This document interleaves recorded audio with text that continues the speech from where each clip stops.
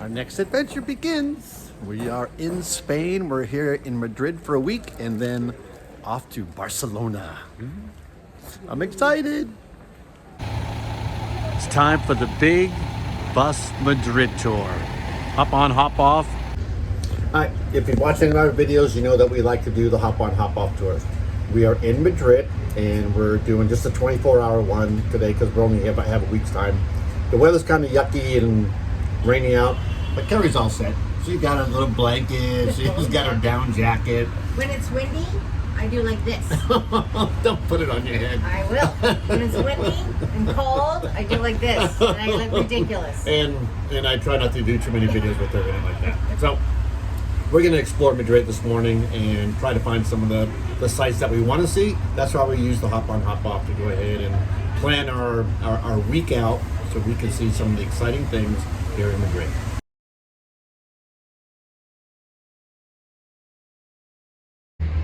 This is one of 5 gates that are found here in Madrid, and this is the Alcalá gate, which is said was the first Arc of Triumph in all of Europe.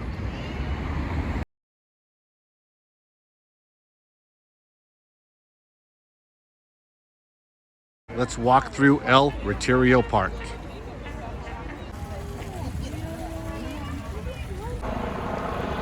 And here is the Fuente de los Galapagos.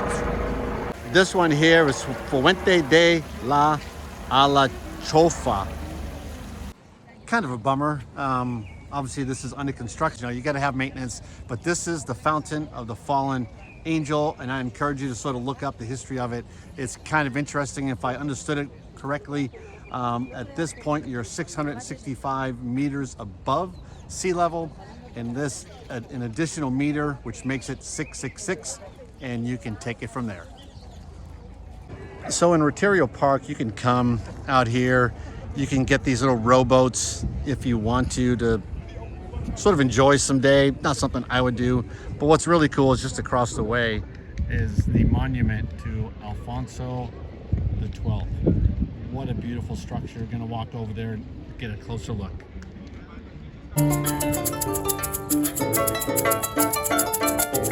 Gracias.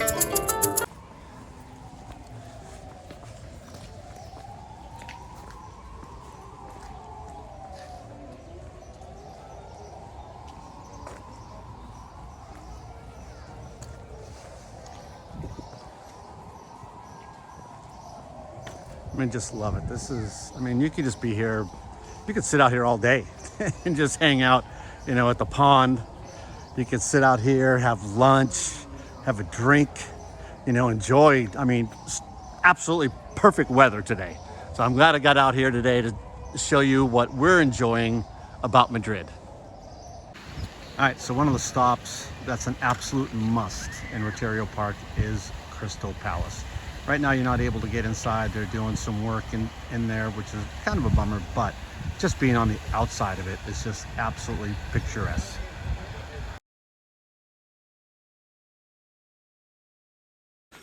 Okay, my time in Retiro Park is over, and let me tell you, you can get lost in here. And when I mean lost, I mean that in a very good sense, because there's just so much to see here in this park with the fountains, the monuments, Crystal Palace, the things that I showed you.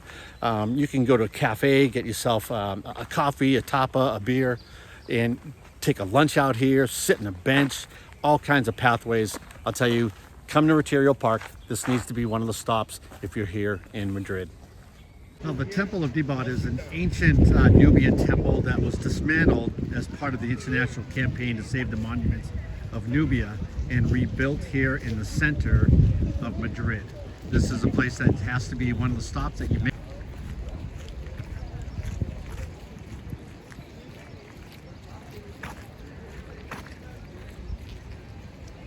So this is the queue to get inside that structure there.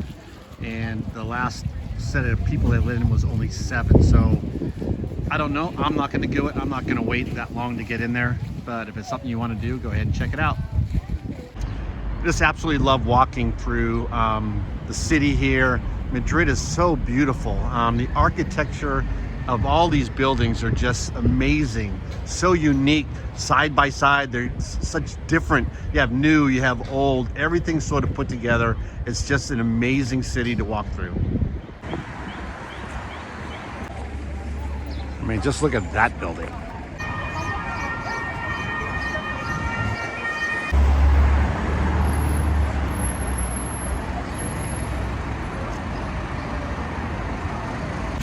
Here's the spot for the eternal flame. Now you can barely see it, but it's there. And this is the cultural center. I think maybe the prettiest building in the city. Right now I'm in Plaza Mayor, and I'm going to take you on a little food tour. One of the restaurants we were suggested to go to was right here, Casa Revuelta, to try the bacala. I got the bacala and a beer, and let's see. Oh, so good. Bacala is fish, fried fish.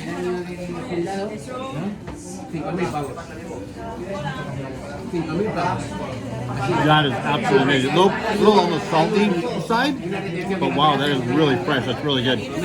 All right, stop number 2 on our little day out, eating as much food as we can, is Los Caracoles, to go get some snails.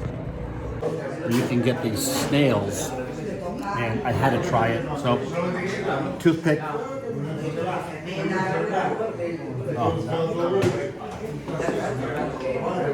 Oh, that's fantastic. And then they also said what you do, take the snail, whoop, dip in the broth.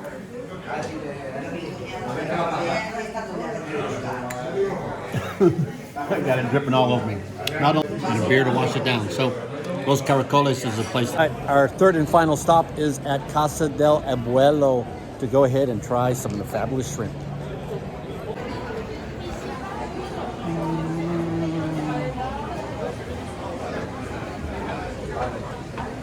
Alright, so the third stop on the food tour today through Madrid, shrimp dish that was suggested to get at Casa del Abuelo here just outside of Plaza Mayor. So let's give it a shot. It was sizzling when they brought it to the table.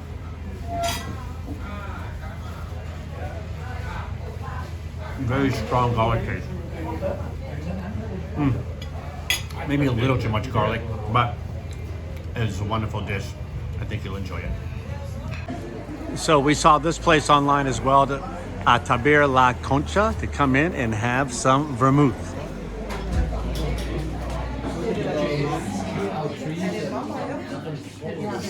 Say hello, everybody. Hello.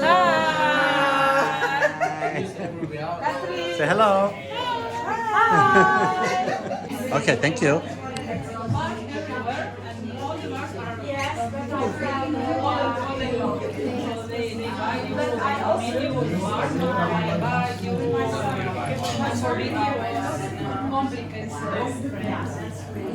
Oh, wonderful. So, you know, gonna try the chips, and they look like sardines. I'm not sure what they are. And the vermouth, I guess you just have to ask somebody. White anchovies. Oh my God, that's so good. That's so good. All right, so it's time to try the vermouth. And again, I'm not an expert by any stretch of the imagination. You know, it's a fortified wine. And it's part of the aromatized wine family, flavored with aromatics and herbs and so on. So we're gonna give it a shot.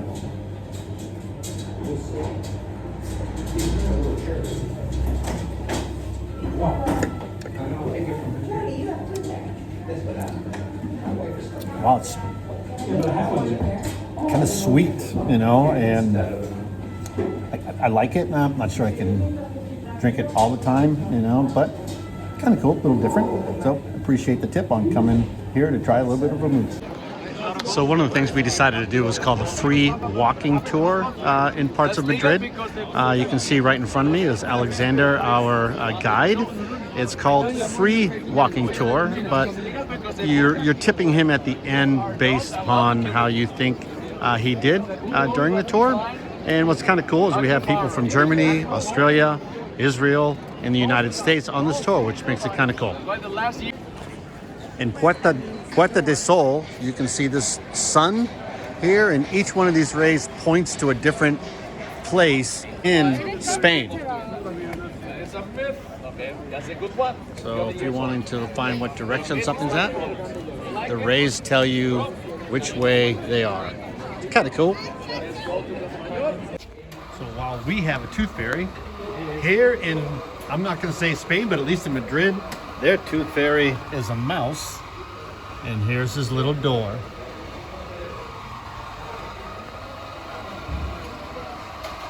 All right, so the last stop on our tour is just on the other side of the palace wall.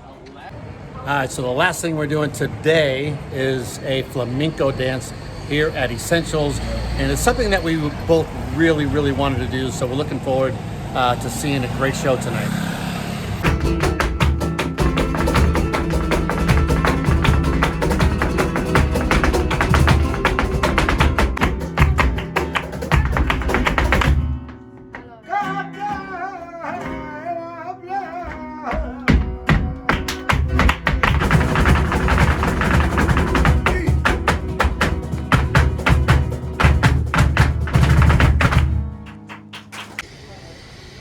So Carrie signed us up for some wine tasting here, and I think we're going to be tasting, I don't know, 3 to 5 different types of Spanish wine tonight. First wine you had was a white wine from a region called Ribera del Duero, which is cool because that region usually is pretty much exclusively big, heavy, sexy red wines made with Tempranillo. However, about, I think it was 4 years ago now, they finally permitted white wines to be made with a grape called Albio Mayor, which is their local grape. Nice opening white wine. Then, which is your Tempranillo. This is a Toro wine, which is the region Toro, 100% Tempranillo. What's cool about this is it's Spain's version of a not so great French style called Beaujolais Nouveau. It's like super young wine made with this process called carbonic maceration. We say with the primero, which means the number one or the first one, el primero ha llegado, the number one has arrived.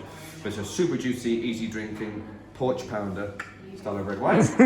40 days from harvest to the bottle. How Hugh Grant is having this renaissance in film. Yeah. And the last one was a big sexy beast from Jumilla, which is right down in the southeast of the country now, Mediterranean, hot, dry. 9 months in oak, mostly a grape called Monastrell, with a little bit of Syrah and Cabernet Sauvignon, 15% alcohol. This is a porch pounder, but you might not get up after it. But it's 15%, which sounds quite high. But in Spain, it's a hot country. That means you have really ripe grapes, which means that sugar is converted into oxygen, into alcohol, which I've clearly had a lot of already this morning. That was your 3 wines. This is the third and final. My juice. That's also beautiful. They do like that. Albio, Tempranillo, and Monastrell. So I am outside of Restaurante Botín, which is the oldest restaurant in the world based off of Guinness World Book of Records. All right, so I'm at Restaurant Botín, and it's virtually impossible to try to get into this place unless you have a reservation. I talked to people out there, they made reservations 3, 4, 5, 6 months in advance just to get in here. I walked in here like 40 minutes before they opened, just in the hopes, because I'm by myself, Carrie's at home, to try to get in.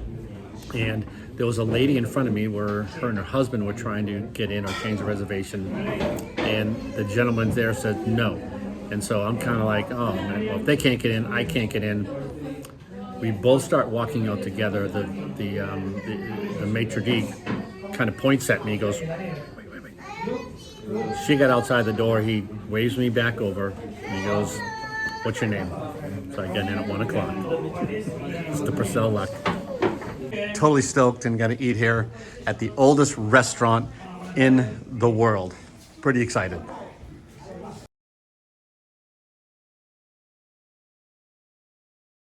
Oh, happen to get what everybody else wants to order is the roasted suckling pig. Here at the Cafeteras in Guinness, for churros and chocolate, and they bring you a cup of chocolate, and the churros are kind of just fried dough that you dip into chocolate.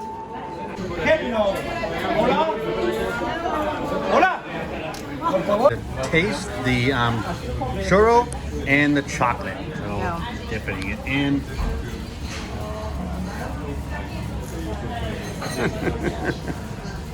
Mom, you would love this. Oh my gosh. Look at that.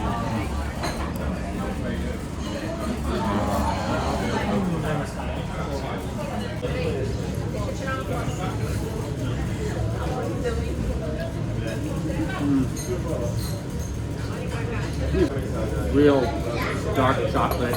The other ones added a little bit of milk to it. This is just unbelievable. Well, our time in Madrid is over, and I'll tell you what, it is definitely a place that we want to come back to again. And next time it's going to be for at least a month. The week that we were here, you know, it's pretty jam-packed, trying to fit everything in that we wanted to do in a short period of time. Our Airbnb was a little bit further out than we would have liked, but using the metro was really easy in getting around the city. We love the hop on, hop off because you're able to see so much in a short period of time. The tours that we did were top notch, and we'll provide a link for each one of those. And the food experience was the best. We hope you enjoyed our video, and as always, keep dreaming, travel safe, and we hope you subscribe to our channel, push the like button, most of all, make some comments because we love to hear from you.